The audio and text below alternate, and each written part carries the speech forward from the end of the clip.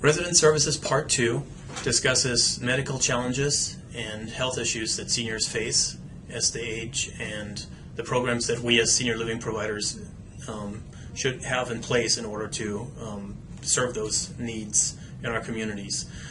In addition, the book discusses the health and wellness aspect as well as transportation and volunteer activities.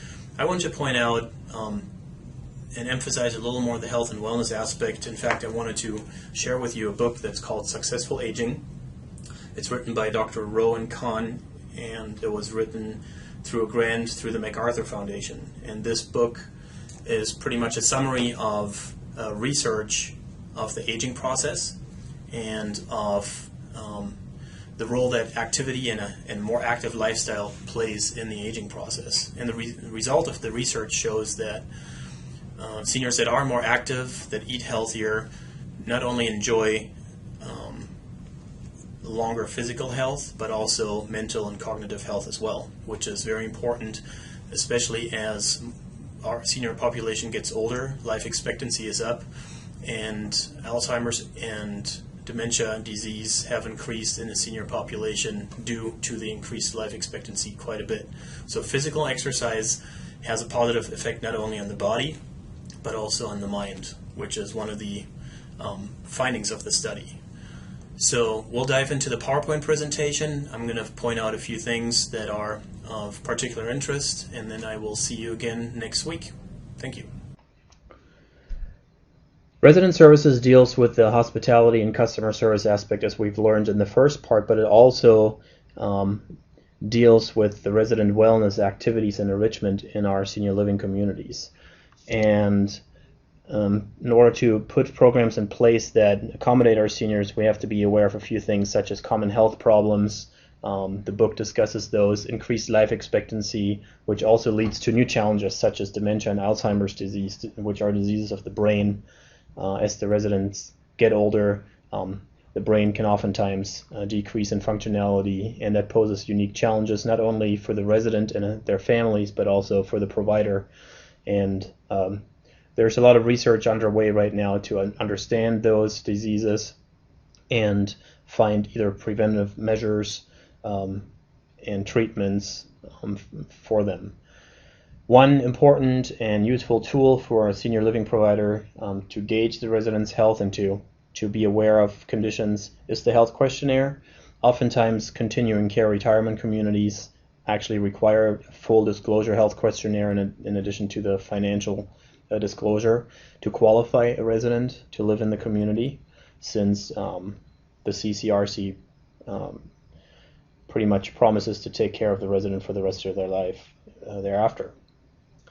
Health services that are provided not only in CCRCs but also in independent living communities or congregate housing can include home care and personal care options, assisted care, including assisted living care, and nursing services in a skilled nursing facility or at home. There's a variety of health resources available in the directory for health that is posted every year.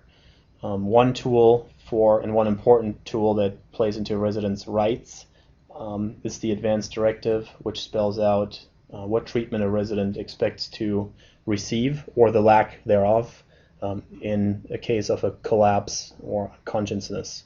If they have a stroke, if they have maybe their heart function has ceased, and if the resident has a so-called DNR, for example, on their Advanced Directive, which stands for Do Not Resuscitate, that tells the emergency responders not to resuscitate the resident and let them pass away peacefully.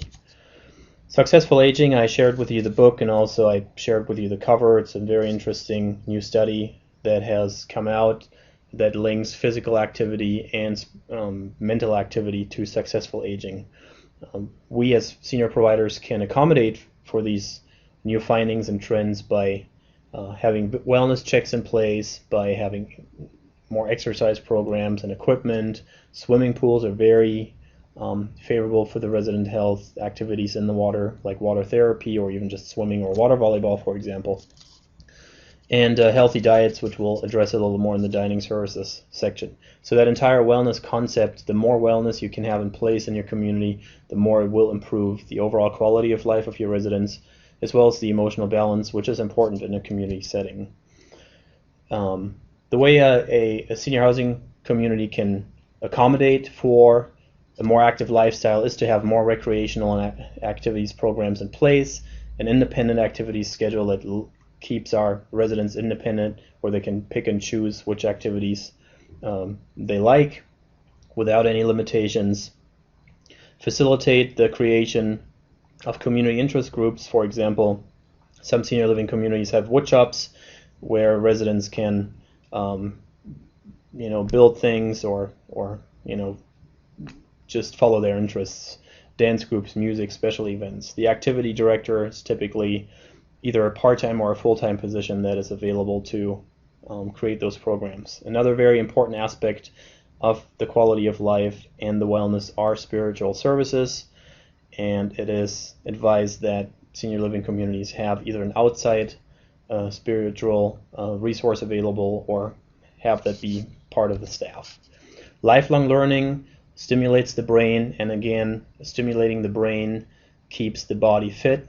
There's a combination that the successful aging research showed between physical activity, keeping mind and body fit, as well as learning and mental activity, keeping the mind and body fit. So libraries, community learning centers, cultural programs and events, and so forth are very important lifelong learning opportunities for seniors that increase the quality of life on our campuses.